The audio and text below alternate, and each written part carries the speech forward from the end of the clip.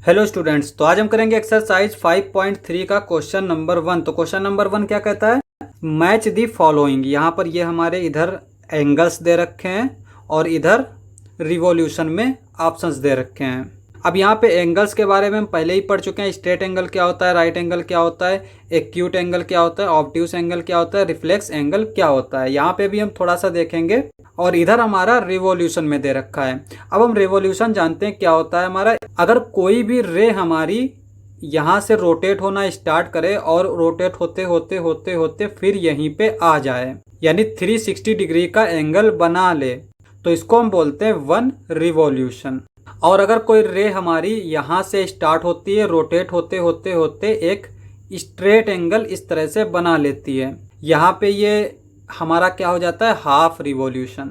तो यहाँ पे हम कुछ चीजें लिख लेते हैं, जैसे कि 1 revolution is equals to 360 degree angle. तो 1 रिवॉल्यूशन तो इतना हो गया। अगर हम हाफ रिवॉल्यूशन देखें, half revolution is equals to, ये कितना होगा हमारा, दोनों तरफ हम 2 से डिवाइड कर देंगे तो ये हो जाएगा 180 डिग्री।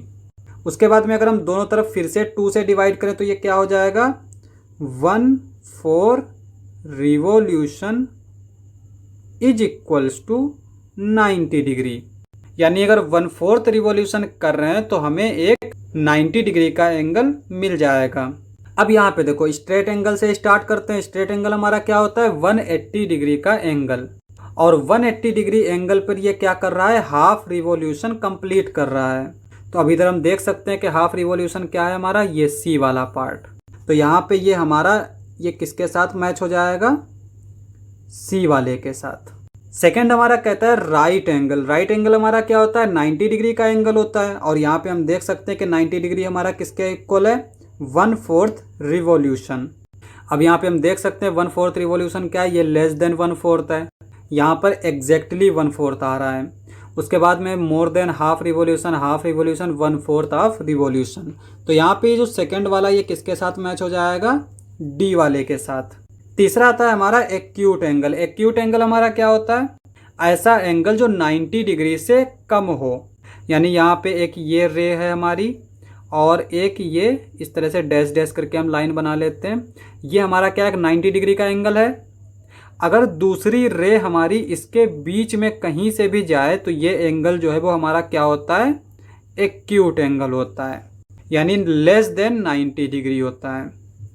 अगर ये 90 डिग्री से लेस देन है तो 1/4 के रिवॉल्यूशन से भी कम होगा, क्योंकि 90 डिग्री जो है वो किसके इक्वल है, 1/4 रिवॉल्यूशन। तो अगर कोई एंगल 90 डिग्री से कम है तो वो 1/4 रिवॉल्यूशन से भी कम होगा।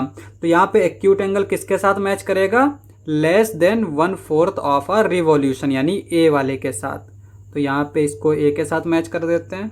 फोर्थ वाला कहता है ऑब्ट्यूस एंगल। ऑब्ट्यूस एंगल क्या होता है हमारा, 90 डिग्री से ज़्यादा एंगल होता है। यानी कि एक रे हमारी इस तरह से गई है, दूसरी हमारी ये 90 डिग्री अगर ये बना रहा है एंगल, तो अगर दूसरी रे हमारी इसके इधर कहीं पे है इस तरह से, तो ये एंगल हमारा क्या होगा, ऑब्ट्यूस एंगल होगा, यानी कि 90 डिग्री से ज़्यादा होगा।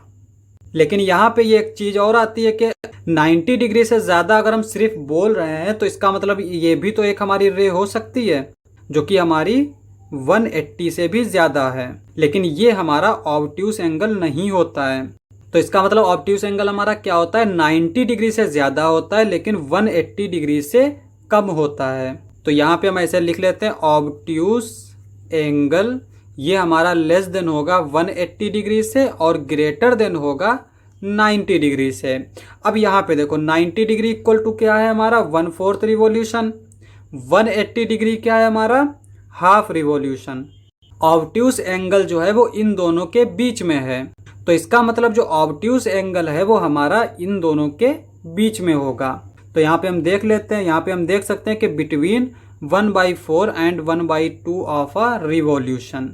तो यहाँ पे जो फोर्थ वाला पार्ट है वो हमारा किसके साथ मैच हो जाएगा, ई वाले के साथ। अब हम फिफ्थ वाला पार्ट देख लेते हैं। फिफ्थ वाला पार्ट हमारा क्या कहता है, रिफ्लेक्स एंगल। रिफ्लेक्स एंगल हमारा क्या होता है, ऐसा एंगल जो 180 डिग्री से ज़्यादा बनता हो उसको हम बोलते हैं रिफ्लेक्स एंगल।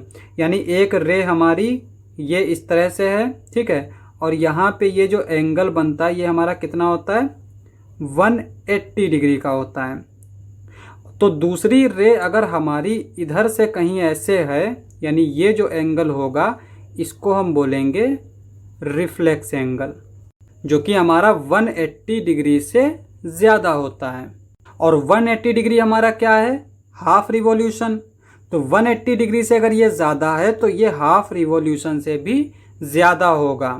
तो यहाँ पे रिफ्लेक्स एंगल क्या होगा हमारा, मोर देन हाफ रिवॉल्यूशन। तो यहाँ पे फिफ्थ वाले पार्ट को हम बी से मैच करा देंगे। अब इधर हमारा कोई भी पार्ट नहीं बचा, लेकिन इधर हमारा एक पार्ट बच रहा है। इधर क्या बच रहा है, ये 1 कंप्लीट रिवॉल्यूशन। तो यहाँ पे हमने स्टार्टिंग में बताया था कि 1 कंप्लीट रिवॉल्यूशन का मतलब क्या होता है, 360 डिग्री एंगल बना ले। लेकिन इधर साइड में हमें कहीं पे भी 360 डिग्री के लिए कुछ भी नहीं दे रखा है, तो इसका मतलब इसका कोई भी मैच नहीं होगा। क्वेश्चन समाप्त। नेक्स्ट लेक्चर में करेंगे नेक्स्ट क्वेश्चन। आज के लिए बस इतना ही।